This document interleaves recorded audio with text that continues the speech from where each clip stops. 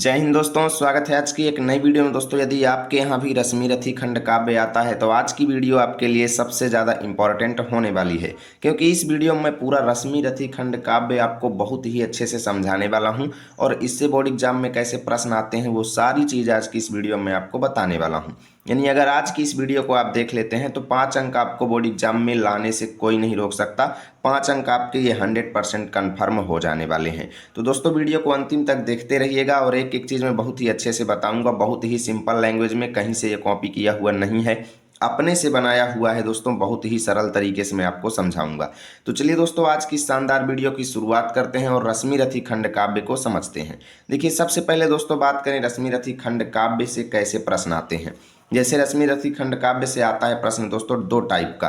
पहला आता है कि रश्मिरथी खंड काव्य का सारांश लिखो, या फिर रश्मिरथी खंड काव्य का संक्षिप्त सारांश लिखो, रश्मिरथी खंड काव्य का कथानक लिखो, रश्मिरथी खंड काव्य की कथा वस्तु लिखो। ऐसे प्रश्न आएंगे। और दूसरा प्रश्न आएगा दोस्तों, रश्मिरथी खंड काव्य के प्रमुख पात्र का चरित्र चित्रण करो, है ना।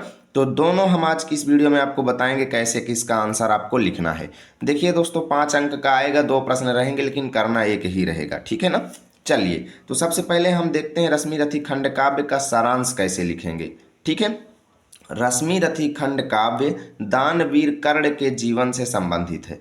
इस खंड काव्य का सारांश इस प्रकार है। सबसे पहले इतना आपको बेसिक बनाना है। उसके बाद पहली हेडिंग लिखेंगे प्रथम सर्ग। अब सर्ग का नाम है दोस्तों कर्ण का शौर्य प्रदर्शन। अब सर्ग का नाम अगर आपको याद नहीं होता है तो एग्जाम में सर्ग के नाम लिखने की आप कोशिश ही मत कीजिएगा। प्रथम सर्ग हेडिंग डाल के सीधा सारांश लिखना शुरू कर दीजिएगा, इसको मत लिखिएगा। अगर याद है तो लिख देंगे। इस सर्ग में कर्ण के प्रारंभिक जीवन का वर्णन है। कर्ण कुंती के गर्भ से कौमार्यावस्था में उत्पन्न हुए थे, इसलिए कुंती ने समाज के डर से उसे नदी में बहा दिया। ठीक है, सूत जाति के व्यक्ति द्वारा पाले जाने के कारण वह सूत पुत्र कहलाया।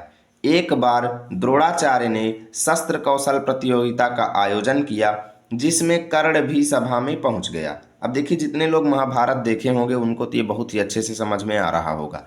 और अर्जुन को द्वंद्व युद्ध के लिए चुनौती दे दिया। यानी कर्ण जो है प्रतियोगिता में पहुंच गए और अर्जुन को भी द्वंद्व युद्ध के लिए चुनौती दे दिए। ठीक है, चैलेंज कर दिए। तो कृपाचार्य ने कर्ण को सूत पुत्र जानकर उनसे बोले कि अर्जुन से समता करने के लिए तुम्हें कहीं का राज्य प्राप्त करना चाहिए, है ना।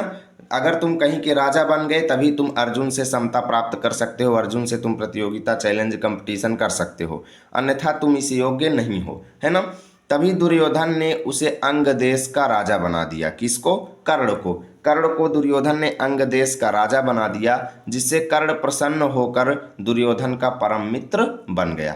अब देखिए, दुर्योधन ने क्या सोचा कि मैं इसको अंग देश का राजा बना दूं जिससे ये अर्जुन से कंपटीशन कर सके, है ना। इसलिए क्या हुआ कि दुर्योधन और कर्ण के बीच परम मित्रता हो गई। चलते हैं दोस्तों द्वितीय सर्ग पर। अब दोस्तों आपको अगली हेडिंग डालना है द्वितीय सर्ग, जिसका नाम है आश्रमवास। इसमें लिखेंगे जब द्रोणाचार्य ने कर्ण को शिष्य नहीं बनाया। देखिए, इतना हुआ, लेकिन हुआ क्या कि द्रोणाचार्य ने तब भी कर्ण को प्रतियोगिता में शामिल नहीं होने दिया। फिर भी शामिल नहीं होने दिया, भले ही उसको दुर्योधन ने अंगदेश का राजा बना दिया, लेकिन द्रोणाचार्य ने कहा तुम इसके योग्य नहीं हो, शिष्य नहीं बनाया।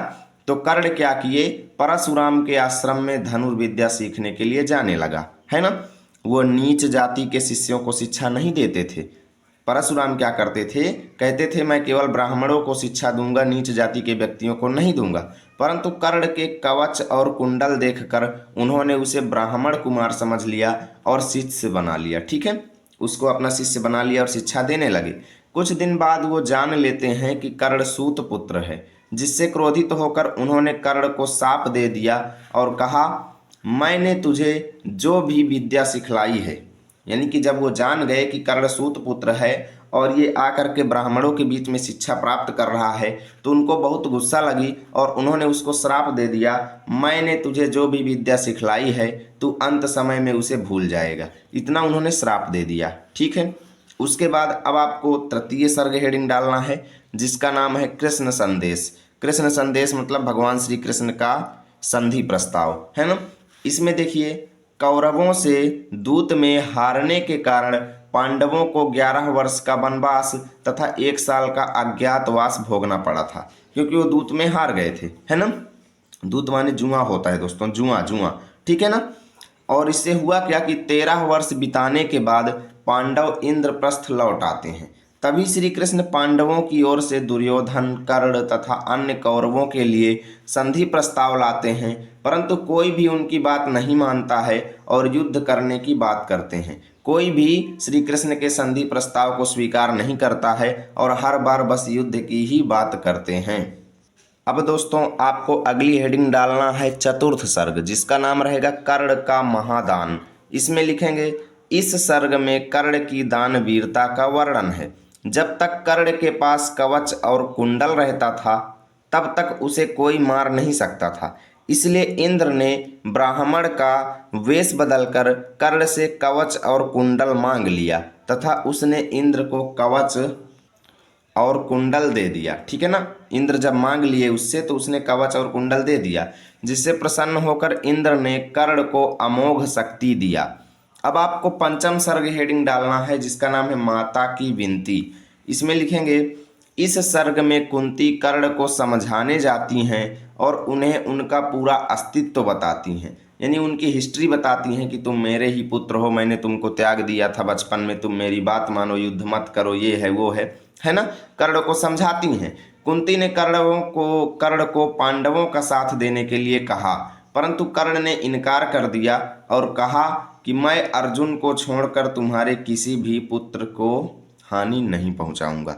क्या वरदान दिया अपनी माता को कि अर्जुन को छोड़कर तुम्हारे किसी भी पुत्र को कोई भी हानि नहीं पहुंचाऊंगा, ठीक है ना। उसके बाद आपको खष्ट सर्ग हेडिंग डालना है, जिसका नाम है शक्ति परीक्षण।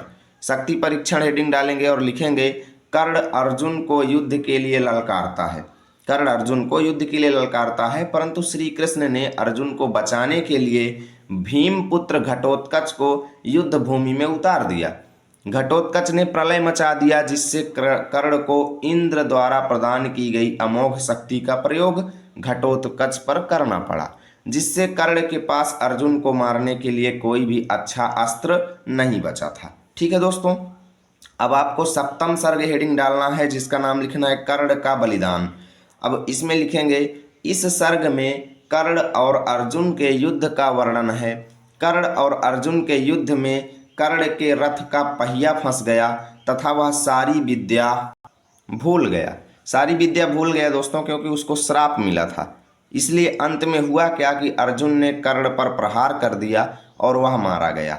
और यहाँ से यह खंड काव्य समाप्त होता है। तो इस तरीके से दोस्तों आपको रश्मिरथी खंड काव्य का सारांश लिखना है। अब बात आती है चरित्र चित्रण की, तो इसको मैं पार्ट 2 में आपको पढ़ाऊंगा। और इसका PDF चाहिए तो आपको टेलीग्राम पे जाना है, लर्न विथ आरपी लिखना है, मेरा चैनल आएगा, उसको ज्वाइन कर लेना है। मिलेंगे आप सभी के साथ अगली वीडियो में, तब तक के लिए जय हिंद, जय भारत।